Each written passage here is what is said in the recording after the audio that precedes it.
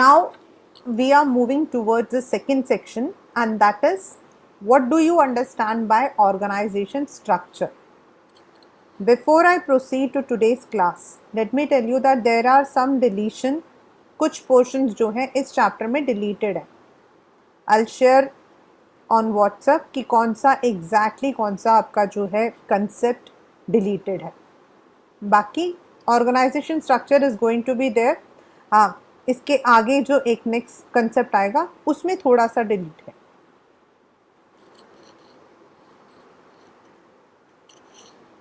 In the last class हम लोगों ने पढ़ा था that organizing is a process, and in that process we divide the work into chunks. हम work को छोटे छोटे divide कर देते हैं छोटे छोटे हिस्सों में. Like in a manufacturing unit, means a company which is dealing with manufacturing, उनके पास क्या क्या होगा? They will be producing, they would be selling, they would be marketing. तो उसके लिए they need staff, they would be needing some finance. तो ये आपके जो है डिपार्टमेंट हो जाते हैं.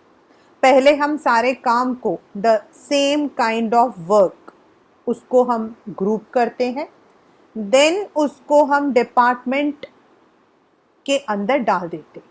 Anything which is dealing with production will go into production.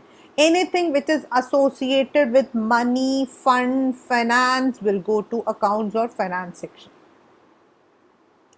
Then we had read about the steps in organizing. That is, first of all, आपको work जो है you have to identify, you have to divide, you have to allocate the work, establish the authority and responsibility relationship. यानी कि the person who is having the authority to give command and the person who will be working under him, subordinating him, that. अब ये था हमारा basic organising. Organising जब हम करते हैं तो अभी हम लोगों ने क्या लर्न किया था? We had learn one thing, that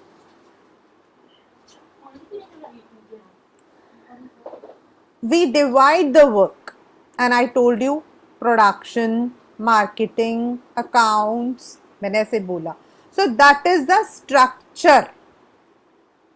Means now it depends on a company what kind of structure they want, and for that first of all we need to see what kind of production are they dealing with, whether they are having multi-level products like Reliance India, Hindustan Unilever, or they are into the same line of product like automobiles.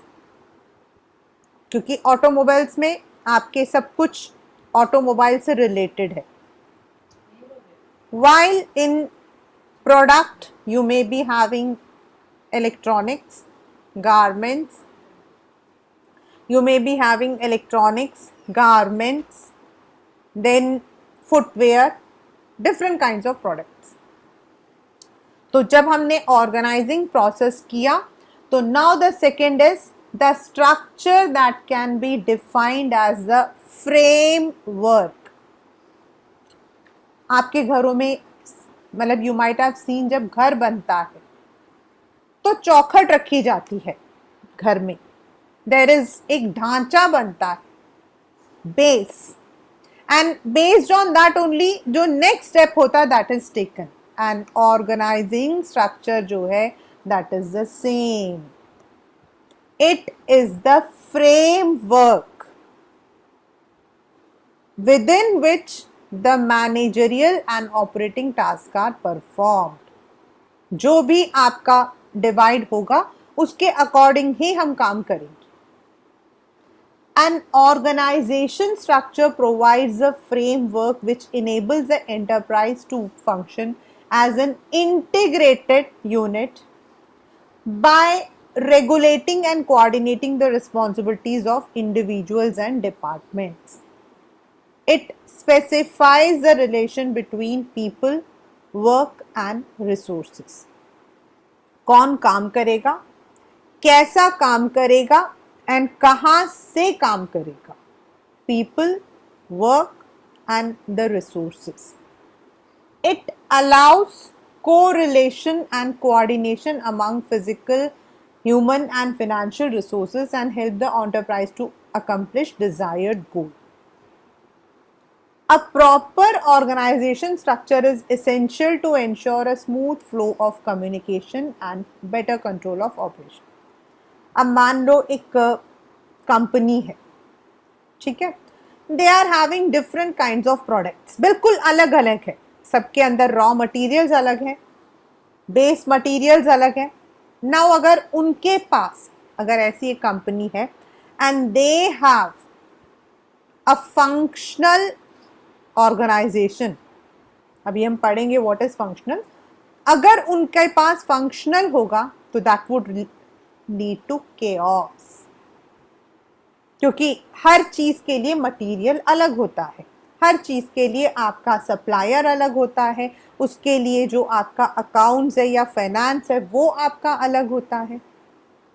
That is what we से smooth operations. An effective structure will result in increased profitability of the enterprise. This is an example. Sonali opened her own travel agency. The success of her travel agency depends on a harmonious relation between customer and employee. क्योंकि travel agency क्या देता है? It requires less inventory because it is providing services. It is providing services. In order to achieve this objective, she has divided the entire work into 3 subheads based on namely operations, sales and मतलब एक department जो कि operation को देखेगा, दूसरा जो sales को देखेगा, तीसरा जो एडमिन को देखेगा. आप में से I think all of you must have gone some time to buy scooty और कार, कभी गए हो?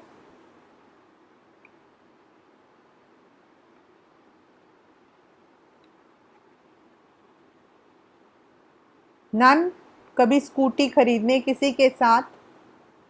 Because that's one of the most we can say. गए ना? Sambhav. Okay, what about others? Anushree, Kritika? Yes, ma'am. You must have seen जब हम scooty खरीदने जाते हैं, like मैं तो एक उसमें बता रही हूँ vaguely, I am not telling very detailed, क्योंकि हम यहाँ कोई स्कूटी नहीं खरीद रहे.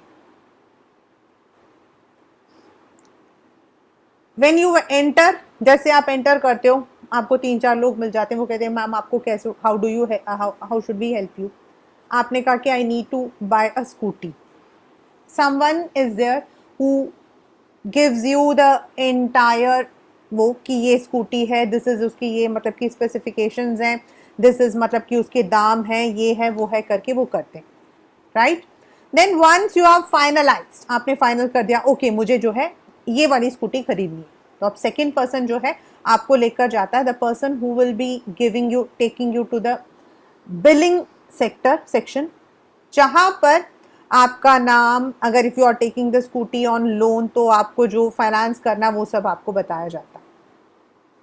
Then once you have gone through that procedure, the third one is आपकी स्कूटी जो है उसको तैयार करके लेकर आते, right. These are the 3 departments.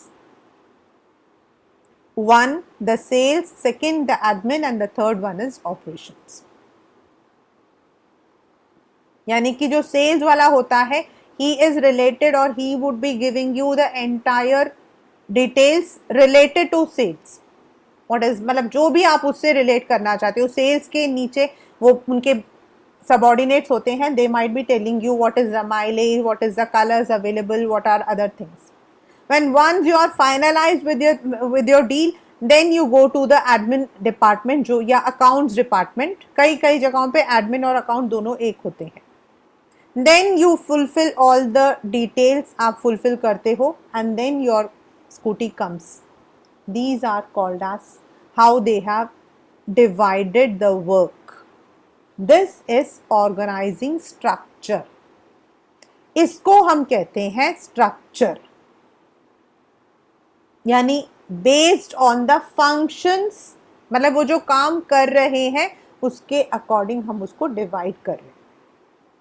Operations include travel, counselor, reservation, ticketing and customer, sales, accounts executive, administration, bookkeeper, cashier, utility personnel, etc. So this has resulted in specifying the line of authority and responsibility. अब clearly पता है किसने क्या काम करना है. Why do we need? हालांकि this is not a question for your boards. It is not a question, it is just why do you need. जैसे जैसे आपकी कंपनी बढ़ती है, एक्सपैंड होती है, या नंबर ऑफ आपके जो प्रोडक्ट्स हैं वो ग्रो होते हैं, it would be easy to accommodate them. The need for an adequate organization is felt by an enterprise whenever it grows in size or complexity. As an organization grows, coordination becomes difficult due to emergence of new functions and increase in structural hierarchy. जैसे जैसे अगर एक ही इंसान सब कुछ करेगा तो what will happen is jack of all and masters of none. Jack of all and masters of none. मतलब काम तो सब कुछ होंगे लेकिन उस काम का एक perfection जो है that doesn't come. I'll give you one more example. I think you must have seen in your school. Anushree, हाँ इनके स्कूल में भी है मुझे पता है, संभव के स्कूल में तो है, that's my school. And Kritika, yes, in Hansraj also it's there. Harshita, मुझे आपके स्कूल का पता नहीं है लेकिन अंदाज़ा है कि एलपीएस का स्ट्रक्चर ही होगा आपका. जितिन का तो है मुझे पता है, सोमावली. Now you must have seen in your school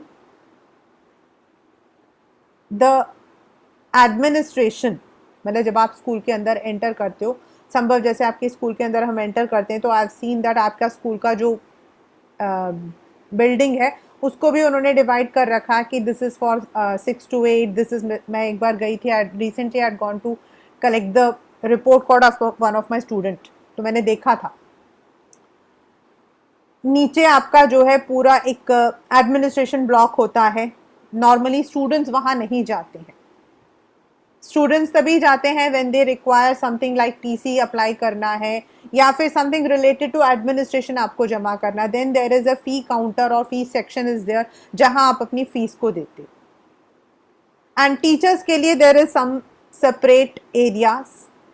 NVM में मैंने देखा है छोटा है, बिकॉज एनवीएम का इसलिए मुझे पता है, देयर हमारे स्कूल का वो लगता, उसका नाम क्या है, we use to have a schools board, तो मैं वहाँ अंदर जाती थी.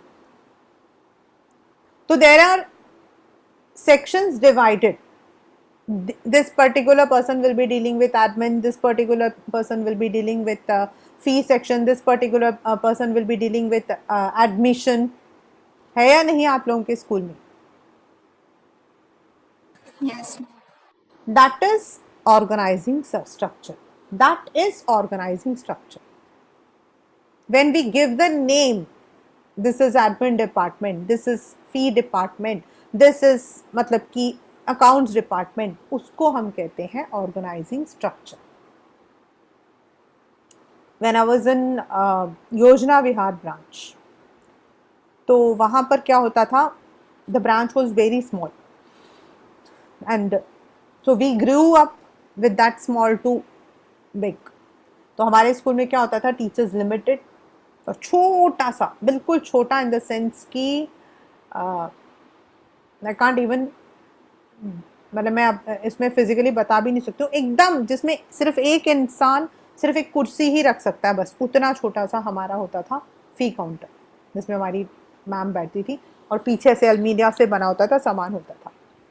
She was responsible for taking any thing. हमारे यहाँ स्पेसिफिकली कोई रिसेप्शनिस्ट नहीं होती थी. जिस टीचर की जैसे जैसे मतलब कि फ्री पीरियड होता था वो रिसेप्शन में आके बैठ जाती थी. And we have to do our work sitting at the reception only. And हम लोग वहीं पे बैठे रहते, रिसेप्शन बैठते थे, जिसका फ्री होता था वो रिसेप्शन में आके बैठेंगी. रिसेप्शनिस्ट भी हम ही थे. घोष मैम जो थी, she use to take the fees counter और मतलब मेरी राइटिंग बहुत अच्छी थी, तो I was responsible for entering all the accounts and TC बनाना। एवरी ईयर 5th स्टैंडर्ड के बाद हमारे बच्चे जो है वो दूसरे स्कूल्स जाते थे या दूसरे ब्रांचेस जाते थे, तो उनका टीसी बनाने का काम मेरा होता था। और इसी तरीके से जितना भी एडमिन का काम था ना, वो बटा हुआ था हम टीचर्स के बीच में ही। मतलब one teacher was responsible for this, one was responsible for this, एक मतलब ये टीचर ये देखती थी। एंड यहाँ तक कि मतलब हम अपने जो स्पोर्ट्स होते थे वो भी हम खुद ही देखते थे। स्पोर्ट्स हमारा खुद का होता था, डांस हमारा खुद का होता था।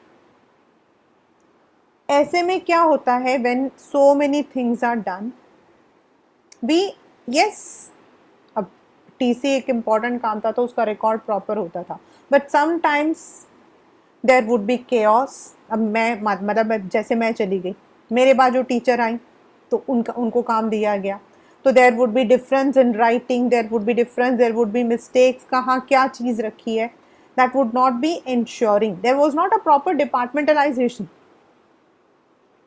and that always lead to some or the other problems. Coordination होना मुश्किल होता था। मान लो मैं एब्सेंट हूँ, उसी दिन किसी ने टीसी लेने आना है, तो TC is not there. So coordination, smooth functioning is not possible if the departments are not there, which says whether you are working in a school, whether you are working in a hospital or in a big organization, हर जगह आपका organisational setup ज़रूरी है। And in companies it is very very very important. So now how do we organize? We have two types of organization. मतलब structure again and again I am repeating structure मतलब framework, मतलब departmentalization, how we are departmenting on the basis of product or on the basis of function. तो सबसे पहला हमारा आता है functional structure. Functional structure का मतलब होता है when a company which is dividing its departments on the basis of activities performed in that organization, जैसे प्रोडक्शन, यहाँ पे लिखा देखिए, फाइनेंस, मार्केटिंग, ह्यूमन रिसोर्स। यानी एक कंपनी का जो प्रोडक्शन है, मतलब if the company is into production of goods, तो प्रोडक्शन डिपार्टमेंट का एक हेड, उसके नीचे जो होंगे, फाइनेंस का एक हेड, उसके नीचे जो भी होंगे, that person. Similarly for marketing और human resource, it is grouped into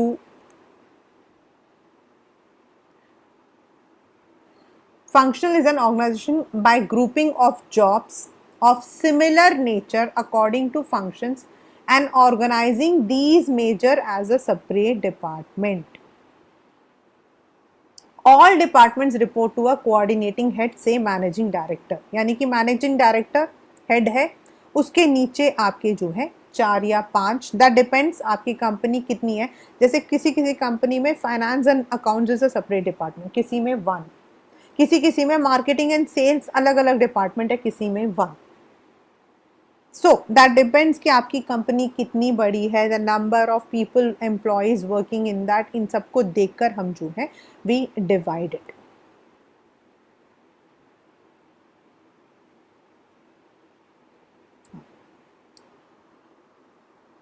In a manufacturing concern, division of work is based on, मतलब जहाँ सिर्फ एक मैन्युफैक्चरिंग हो रहा है, production, finance, marketing, human resource, the marketing department may have sections like packaging, advertisement and selling, मतलब वो उनके नीचे सब होते हैं। A functional structure is an organization designed that groups similar or related functions together, मतलब सारे ह्यूमन रिसोर्स एक के अंदर, सारे मार्केटिंग एक के अंदर, सारा फाइनेंस एक के अंदर, सारा प्रोडक्शन एक के अंदर। whenever this kind of question comes, this will come, you have to make this diagram. मुझे ये नहीं सुनने को मिलना चाहिए कि मैम वो जो जोकर्स होते हैं वो हमें बनाने पड़ते हैं. तो yes, you need to make it. The more diagrammatic presentation is there, the more you can fetch good marks. मतलब अगर आपसे क्वेश्चन पूछा गया है what is functional structure, तो आप ये बना कर दिखाओगी, राइट. सुटेबिलिटी, जहां आपका साइज 1 कैटेगरी है, जैसे मैंने आपको बताया automobile, where you are having automobile. अब ऑटोमोबाइल का फंक्शन प्रोडक्शन डिपार्टमेंट, प्रोडक्शन से रिलेटेड आपको फाइनेंस की, अकाउंट्स की ज़रूरत होगी, उनका मार्केटिंग का, HR का, any other department if they require that can be there. However, it can also be taken when size of organization is very large. अब ये कैसे, मैं बताती हूँ. अब ये सेकंड करोगे ना तब बताऊंगी. It has diversified activities. Operation requires high degree of specialization. अब not every company is having all of its operations in one city. Reliance है, हिंदुस्तान यूनिलीवर है, टाटा है, they are not having their activities in one city or one state. तो अगर मान लो टाटा का जो Motors है, Tata Motors, it is located in Bihar. वहाँ पर Tata is a big company, Tata is having number of products, but उनको अपना एक पूरा ईस्टर्न जोन वहाँ बनाना है. वहाँ पर वो ईस्टर्न जोन का फंक्शनल डिपार्टमेंट बना सकते, because that is catering to the entire eastern department, eastern region. वैसे तो Tata is manufacturing different products, but their organization is too huge. They are having many diversified activities. अब उन्होंने अपना एक नया शुरू किया है इन आउटस्कर्ट्स ऑफ बिहार, तो that is catering to those eastern region. तो उसको हम फंक्शनल में लेकर आ जाते हैं, बिकॉज वहाँ सिर्फ उनका जो ऑटोमोबाइल डिपार्टमेंट है या मोटर्स डिपार्टमेंट है that is working. But normally अगर मुझे कल को if I am starting with a company and I am having only one product, then I will go for functional structure. Second is divisional structure. इसको हम departmental भी कहते हैं. Now what is divisional structure? Say Reliance. They are having footwears, jewels, electronics, garments, then household equipment, household appliances. उनके अलग अलग अलग products हैं. सो मे बी वहाँ पर फुटवेयर के लिए फुटवेयर इज वन, मतलब ये फंक्शनल आ जाता है. यहाँ पर मैनेजिंग डायरेक्टर एक ही है, उसके नीचे फुटवेयर डिवीजन भी है, उसके नीचे गारमेंट डिवीजन भी है. फुटवेयर के लिए अलग आपके जो हमने ऊपर देखा था production, finance, marketing, human resource, वो अलग डिपार्टमेंट होगा. गारमेंट के लिए 4 अलग डिपार्टमेंट होंगे. यानी कि divisional is larger structure and functional उनके अंदर आ जाता है. But if a company is having only one range of product, वहाँ हम सिर्फ फंक्शनल ही लेकर चलते हैं. If the company is manufacturing only footwear तो फुटवेयर का ही रहेगा. लेकिन if the company is having diversified products, एक मैनेजिंग डायरेक्टर के अंडर फुटवेयर है, गारमेंट है, तो उसके लिए अलग अलग आपके डिपार्टमेंट बनते. Many large organizations which diversified activities have reorganized themselves away from simpler and basic functional structure towards a divisional. This is particularly true to those enterprises which have more than one category of product to offer. क्योंकि footwear is something different and garment is something different. This is because although every organization performs a set of homogeneous, है तो देखो same function, यहाँ पर भी human resource है, यहाँ पर भी human है, यहाँ पर भी marketing है, यहाँ पर भी marketing है, but the product category is different. So the need is to evolve structural design to cope up with that complexity. अगर ये दोनों के लिए एक ही मार्केटिंग होता, एक ही ह्यूमन रिसोर्स होता, एक ही फाइनेंस होता और एक ही प्रोडक्शन होता, तो सोचो कैसे करेगा कंपनी काम. अब ह्यूमन रिसोर्स का काम है to give staff, to help in creating the human resource. तो वो किसको करेगा? There may be overlapping, there may be partiality, एक को मिल गया दूसरे को नहीं मिला. That can lead to chaotic situation. A divisional structure is the organization structure which comprises of separate units. Footwear is separate, garment is separate. Generally, manpower is grouped on the basis of different products. For example, a large company may have footwear, garments, etc. Each unit or division has a divisional manager responsible for the performance. यानी कि footwear का divisional manager, garment का. इसके अलग अलग name होते हैं. We don't call it with the same name like divisional manager. Sometimes it can be with the name of president, vice president. Like my cousin, he is VP for one particular division. और शुरू में तो मतलब बहुत पहले तो मैं ये सोचती थी wow he is a vice president, तो मुझे लगता था वो कंपनी का वाइस प्रेसिडेंट है. But then later on I came to know that he is particularly vice president for a particular unit. So that depends कोई कंपनी उसको किस नाम से देती है. Each division is multifunctional because within each division like production, marketing, finance, etc. are performed together to achieve a common goal. In other words, within each division the functional structure tends to be adopted. यानी divisional structure आपका बड़ा होता है जहाँ division होता है on the basis of product और फिर उनके नीचे आपके functional structures adopt हो जाते हैं. अभी जब मैंने आपको टाटा मोटर्स का एक एग्जाम्पल दिया था, that is example of functional structure inside a divisional structure. However, the functions may vary across divisions in according to the particular product line. Each division works as a profit center where the divisional head is responsible for the profit or loss of his division. Each division is self-contained क्योंकि वो सारे functions उसी line के अंदर होते हैं. A divisional structure is suitable for those where a large variety of products are manufactured using different productive resources. An organization will decide to adopt a divisional structure. वो कब करते हैं? When an organization grows and needs to add more employees, create more department, introduce new levels of management.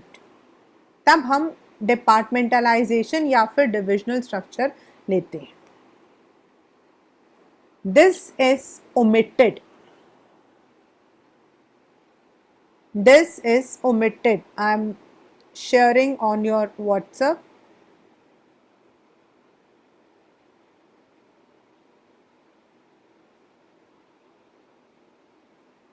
It is omitted. पहले था ये very boring. Now it is omitted with God's grace.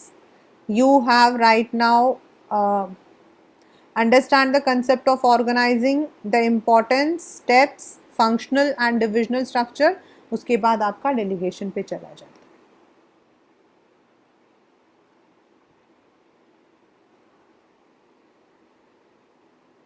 ये जो है this is omitted right now. This was there in the earlier classes. I'll just give you a glimpse. Why?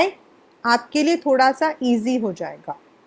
It's not a part of your written syllabus. Just अभी तक हम लोगों ने पढ़ा बेटा what is organizing, then organizational structure. That day I told you that within an organization we need to talk with each other. The talk may not always be an authority to responsibility relationship. Sometimes we may have a general talk. हम general में भी बात कर सकते हैं कि ठीक है व्हाट इज़, जैसे अभी हम पीछे we were not all of us were, तो हमारे बॉस वगैरह फ़ोन करते थे, हस्बैंड के कॉल करके पूछते थे. In an organization there can be a proper scalar chain, hierarchy, and there can be an informal flow of communication. So when there is a scalar chain, which is a part of our delegation and decentralization, we call it as formal organization. इसको मतलब that is a formal communication. And informal means when we are talking with each other. आजकल एक mental health पर जो है there are lots of we are getting lots of questions. Every company, every organization, even schools, they talk about the well-being of your employees. और इसीलिए जो आपकी बड़ी बड़ी कंपनीज हैं like Infosys, Wipro, they all have what they have done is, Tata, they all have done is they have given the autonomy, freedom to the organizations कि वो लोग आपस में जो है क्लब्स बना सकते हैं. They can make like entertainment club हो गया, क्रिकेट क्लब हो गया, मतलब they can make different kinds of clubs and engage in activities related to that. This is to ensure कि वो जो पहले एक boss and subordinate वाला जो एक relation होता था वो थोड़ा bond हो जाए, strong हो जाए. पहले ऐसा नहीं होता था. I am the boss means I. But now the companies go on Spirit Day corps. Means I should be replaced by we. और जहाँ वी होता है वहाँ we need to talk, we need to understand the communication gap that may come, उसको हम हटा सकते हैं. तो आजकल क्या है, in most of the companies they have given such privileges. किसी किसी कंपनी में जिम्स खोल रखे हैं. I think in Wipro in Bengaluru they have a proper building, recreational building, जहाँ उनका जो है डांस क्लब है. You can not operate your this social network during your office hours. आपको जो है सर्वर से कनेक्शन नहीं होता. But in that building they have given you can use your social network. मतलब अगर आपको उसमें अच्छा लगता है, चेस है, देन क्रिकेट क्लब्स हैं. और इसमें क्या होता है, all the members, all the office के जितने भी लोग होते हैं, irrespective of their status, they are members. In a formal communication, boss ज़्यादा पढ़ा लिखा, subordinate उसके नीचे काम करने वाला. In an informal, वही जो नीचे काम करने वाला है वो क्रिकेट का कैप्टन हो सकता है, because that is based on hobbies, interest. So we also within the functional, within the divisional structure, we give a line of communication. The line of communication which is using scalar chain, top to bottom, bottom to top, is formal. And the one which is spontaneous based on our requirement, that is informal. Right. अब हमारा last concept है, but one of the most important as well as you can say a repeated questions in your papers. एक आपके paper में identify the kind of structure आ जाता है, एक आपका आता है delegation and decentralization. You can understand that अभी मैंने आपको बोला था jack of all and masters of none. एक मैनेजर है जो प्रोडक्शन का हेड है. अगर वो सोचता है कि सारे काम मैं ही करूंगा, I will deal with the suppliers, I will deal with my मतलब कि clients, I will procure the raw materials, I will ensure कि सबसे कम दाम पे मुझे सब कुछ सामान मिल रहा है, it is not possible. Possible not in the sense of what we के, हर इंसान के पास लिमिटेड टाइम होता है and all the work cannot be done within that limited time. So the manager can share his work burden by delegating his work to his subordinates.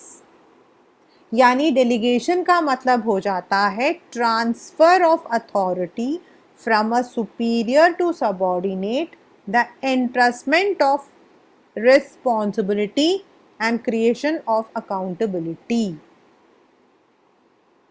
Means वो अपना जो काम है he is sharing it, मैं word use कर रही हूँ अपने काम को, he is sharing his work with his subordinates.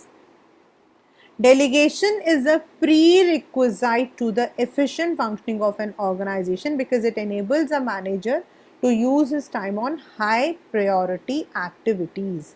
Now the head cannot do all those work.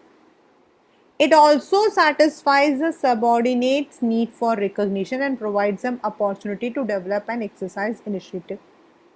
भाई अगर आप, if I have been assign some work from my superior, मुझ में जो है एक जोश आ जाता है, because I know that अगर मैं अच्छा काम करूंगी तो I am eligible for promotion, I am eligible for more responsibility, I am eligible for more incentives, so I'll be performing my work better. And जो मैनेजर है उसके लिए his work is shared, but work सिर्फ work share नहीं करता है, he और she जो सुपीरियर है, ही और she also needs to share some authorities. If he has not given me the authority, सिर्फ काम करने के लिए बोला है, उसने कहा जाके आप परचेज डिपार्टमेंट में काम मतलब कि सामान खरीद लो, but he has not given me the authority to get the money from accounts department, then I cannot perform the work. So he need to give me some authority as well as responsibility. What are the elements of delegation? Most common question. There are three what we call as elements of delegation: authority, responsibility and accountability. Authority, responsibility and accountability. What is authority? It refers to the right of an individual to command his subordinate and take action within the scope of his business. Authority हमेशा ऊपर से नीचे जाती है, paper का ही question है. Authority always flows from top to bottom, यानी कि मैं अपने से नीचे सबऑर्डिनेट को कमांड करूंगी, मैं अपने से ऊपर को कमांड नहीं कर सकती. So authority flows from top to bottom. This concept of authority arises from the established scalar chain which links the various job positions and levels of an organization. हमने स्केलर चेन पढ़ा था, उसमें हम लोगों ने पढ़ा था that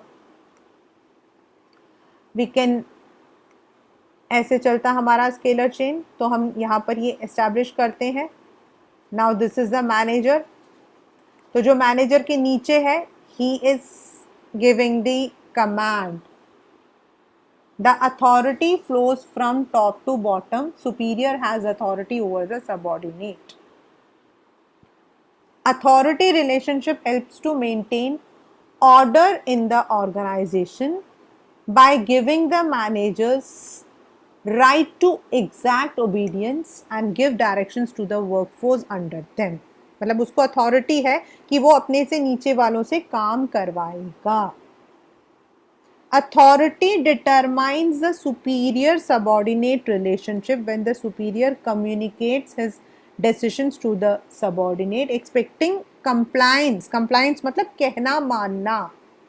And subordinate executes the decision as per the guidelines of superior. From top level, the work is delegated to middle level. From middle level, the work is delegated to the department. Department के अंदर जो नीचे लोग काम करते हैं उनको जाता है। So जो काम को आगे दे रहा है, कमांड कर रहा है, he is having the authority. Responsibility, जो नीचे काम कर रहा है, the person who is subordinate. Responsibility is the obligation of a subordinate to perform the assigned duty. और responsibility नीचे से ऊपर जाती है। Responsibility flows from bottom to top. I am responsible for my work to my superior. It arises from a superior subordinate relation because subordinate is bound to perform the duty assigned to him by his superior. Responsibility flows upward. Accountability. It implies being answerable for the final outcome of the due. अब मेरे superior ने मुझे एक काम दिया है, I am responsible for that work, ठीक है, I am responsible to complete that work. But अगर वो काम नहीं हुआ, गड़बड़ हो गई उस काम में, then I am accountable. But इसका मतलब ये नहीं है कि जो आपका मैनेजर है, he can abdicate his duty, आपके पीछे आएगा अभी। he cannot abdicate कि मैंने तो काम रमा को दिया था, अब रमा ने नहीं किया तो it is her problem, ऐसा नहीं होता। it is not like that. he is also accountable to some extent क्योंकि उसने काम मुझे दिया है, लेकिन काम तो उसका था। Once responsibility for the performance of an assigned task is accepted, one cannot deny accountability. It flows upwards. The subordinate will be accountable to a superior for satisfactory performance of the work. But ये वाला जो question है, that if I have delegated my work to my subordinate, so can I abdicate from my duty? Not at all. I am also responsible, I am also accountable for that work. जैसे मेरा एक team है, मेरे team में 4 जने काम करते हैं, मैंने काम को बांट दिया है, I have delegated the work. Now एक particular person could not do the work, so it doesn't mean कि he or she is only accountable, I am also accountable.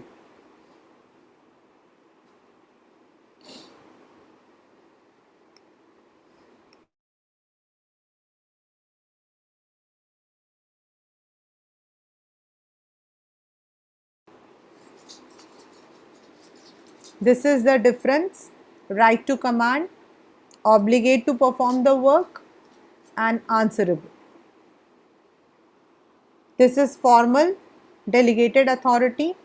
Flow, ये आपका ऊपर से नीचे जाता है और ये दोनों नीचे से ऊपर जाते हैं। अथॉरिटी कैन बी डेलीगेटेड, मतलब मैं अपनी अथॉरिटी को I can share, but responsibility can not be entirely delegated. हाँ, मेरे नीचे जो काम कर रहा है वो अपने नीचे एक असिस्टेंट रख सकता है depending on the company's policy. जो ये थर्ड वाला पॉइंट है, delegation does not mean एब्डिगेशन.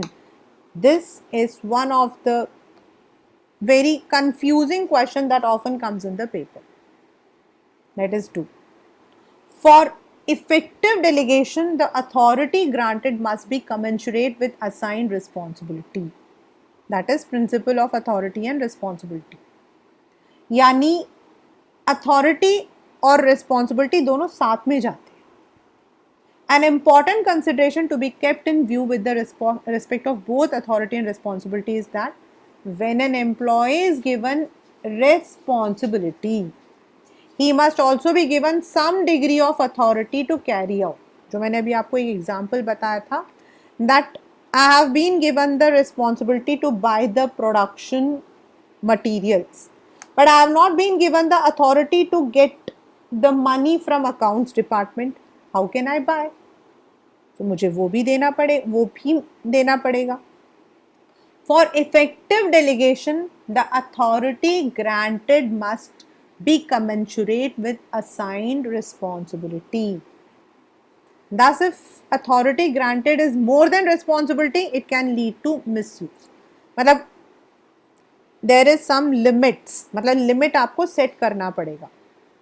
Not everything can be delegated. उसने मेरे को सारी authority नहीं दे सकता. Okay, आप sign लेके कर लो. There is some amount, there is some restrictions. The authority granted to a subordinate can be taken back and redelegated. मैं अच्छा काम नहीं कर रही हूँ, मुझसे काम लेकर it can be given to somebody else. If the subordinate fails to perform the task, the authority granted to him or her can be taken back and redelegated to another person. It is very easy.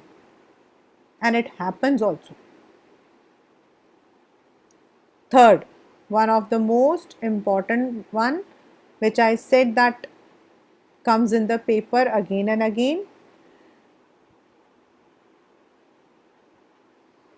Delegation does not mean abdication. अब now what is the meaning of abdication?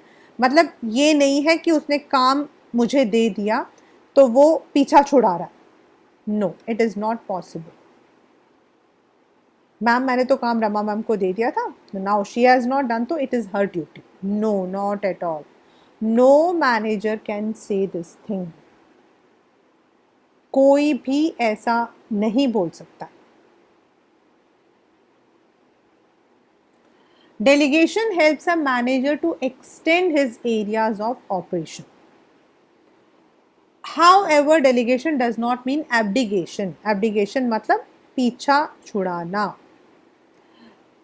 It means the manager shall be accountable for the performance of the assigned task. Delegation of authority undoubtedly empowers an employee to act for his superior, but the superior would be still accountable for the final outcome.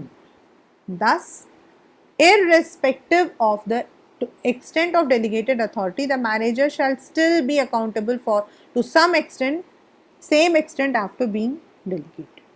यही जो मैंने अभी आपको बताया था, that you cannot say मैं तो पीछा छुड़ा रहा हूँ, ठीक है, हो गया. It indicates that the manager has to ensure proper discharge of duties by his subordinate. It is generally enforced through regular feedback on the extent of work accomplished. अगर हमने काम किया है तो काम दिया है तो बीच बीच में पूछना हमारी ड्यूटी होती है. It is very important to ask काम कितना हुआ. We cannot say मैंने तो काम उसको दे दिया था, अब टाइम से पूरा नहीं हो तो what can I do? If the target has not been achieved, what should I do? You cannot say that thing. That's called as principle of absoluteness of accountability.